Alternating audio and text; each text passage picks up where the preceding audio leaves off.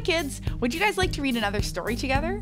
This story is about David when he was small. You maybe remember from our kids church lesson from last week. If you haven't watched it, you can check it out here before or after reading this story together. He was the second king of Israel. But this story takes place while Saul is still king of Israel. It's called The Biggest and the Toughest by Kelly Pulley. The Biggest and the Toughest. The Philistine army stood facing King Saul. They acted as though they weren't frightened at all. But King Saul's mighty army was shaking with fear, falling over each other to get to the rear.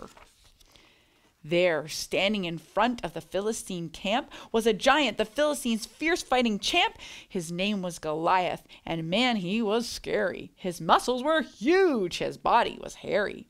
He stood 9 feet tall, about as tall as a tree, the biggest man anyone ever did see. The men in Saul's army and even King Saul thought he was the biggest and toughest of all. The giant cried, "Send me a soldier to fight. I'll smash him all day and I'll stomp him all night. When all of the smashing and stomping is through, your land will be ours. I'll make slaves of you." For 40 long days he repeated the call, but no one would fight with him, no one at all. Nearby, David, a shepherd boy, shepherded sheep, keeping beasties away so his sheep he could keep. Though 3 of his brothers had gone with King Saul, young David stayed home because he was too small. His father gave David another big chore. Take food to your brothers out fighting the war. Whatever his father would say, he'd obey. So he packed up the donkey and went on his way. When David arrived at the camp, he heard shouting, mean insults and teases Goliath was spouting. "Just when will you chickens send someone to fight? I'll smash 'em all day and I'll stomp 'em all night. When all the smashing and stomping is through, your land will be ours. We'll make slaves out of you." Again, the king's soldiers went running in fear, falling over each other to get to the rear.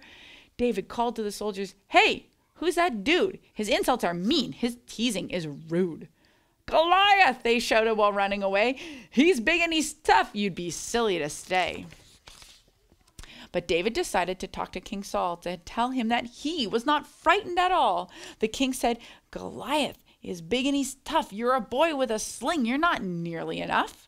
Young David said, "I fought a lion and a bear. Both were bigger than I, so the fights were not fair.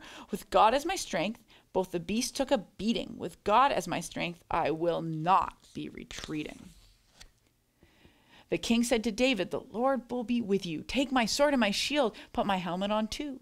But the armor was big and the sword weighed a lot. They fit on the king, but on David did not. So off came the armor and all the king's stuff. With God as my strength, just my sling is enough.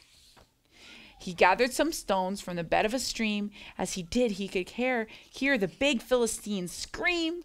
"I called for a soldier and you sent out a squirt. Send him back to his mommy, he's gonna get hurt. The boy is too puny to put up a fight. I'll smash him all day and I'll stomp him all night. And when all the smashing and stomping is through, your land will be ours. We'll make slaves out of you." Then David said, "You have your spear and your sword, but I will fight you in the name of the Lord." David loaded his sling and he spun it around. The stone hit the giant, then the giant hit the ground. Now the Philistine army went running in fear, falling over each other to get to the rear. Young David said, "God made the Philistine fall because God is the biggest and toughest of all." David won the battle because he trusted God, and he won it on behalf of all Israel, just like Jesus trusted God and won the battle on behalf of all of us. I hope you enjoyed this story, and I'll see you on Sunday.